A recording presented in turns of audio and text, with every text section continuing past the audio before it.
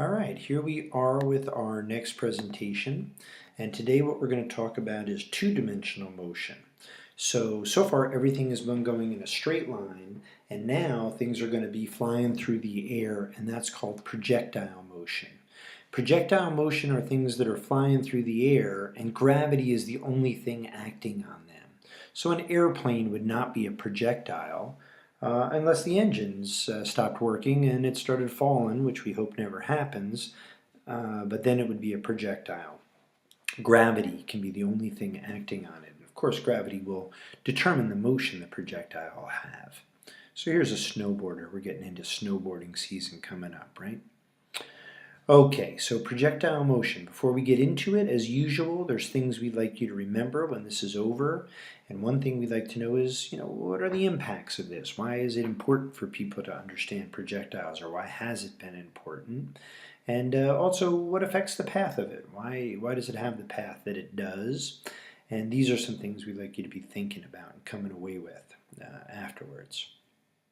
Okay, so again, projectile motion is something that's going through the air without a power source. So I've given you an example of something that's not a projectile, an airplane.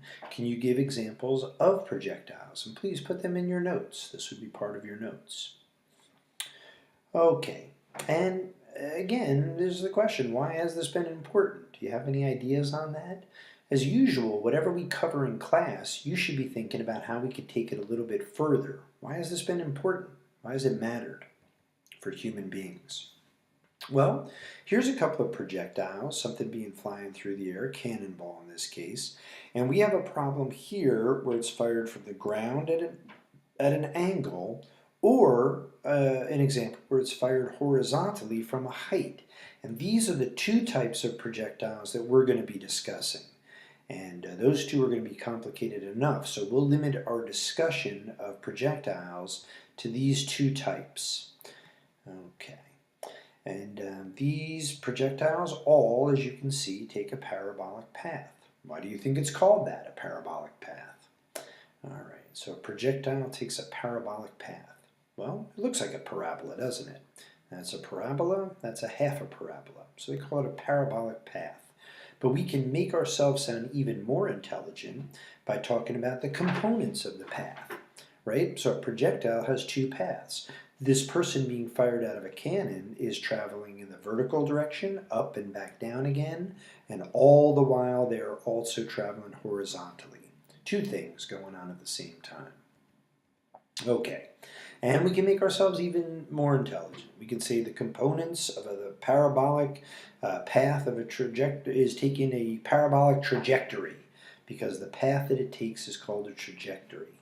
And one more vocabulary word before we get going here, and that is range. So how far it goes horizontally, that's called the projectile's range. Okay, so here's a little clue on why that might have been important. I think if a cannon was being fired at you, you'd want to know if you were out of range. And if you were trying to hit something with a cannon, you might want to know if it was in range. And you can take that thought process many places right now as far as why projectiles have been important in human history. Okay, so we are going to talk first here and limit our discussion for this video to horizontally launched projectiles. So this is one that is going to be launched from a height and launched horizontally. And here's another example. And you can see that the velocity is at the beginning all in the horizontal direction, but after a while it's going to go faster and faster in the vertical direction. Okay, so here is the key to this. You don't need any new formulas. You don't need any new variables. You just have to understand that what's going on in the horizontal direction is separate from what's going on in the vertical direction.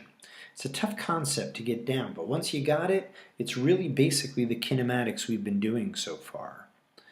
Alright, so here's a question that always comes up here, a typical physics question. If you fire a bullet horizontally and another one is dropped at the same time from the same height, which one hits the ground first? And this comes back to the idea of the components acting separately. Gravity only acts in the downward direction. So gravity doesn't care whether you fired the bullet horizontally or whether you had dropped it. It's going to bring it to the ground at the same amount of time. So really the answer is they both hit at the same time. And that's the reason, and we'll kind of show that mathematically now also. Okay, so here are a little basics for you about horizontally fired projectiles, and this will be true regardless of the problem. So getting these facts down at the beginning is really going to help you, and it'll go a long way to solving these problems, this understanding. So in the horizontal direction, there is no acceleration, and that means that the speed is constant, and that means in the horizontal direction, d is equal to vt is the only equation you'll ever need. There is no acceleration. So d is equal to vt, and that distance would be the range. So that's the first part of this. The other thing to talk about is what's always going to be true in the vertical direction. Since it's fired horizontally, well, regardless of whether it's fired horizontally or not, the acceleration in the vertical direction is the 9.8 meters per second squared, at least at sea level on Earth. Another thing that's always true, since the object is going to be launched horizontally, the initial velocity in the vertical direction is 0. So really, d is equal to vt is all you need in the horizontal direction.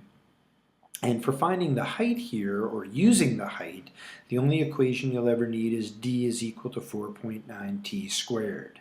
Do you know where that came from? Well, that's a little challenge question for you. Where did that equation come from?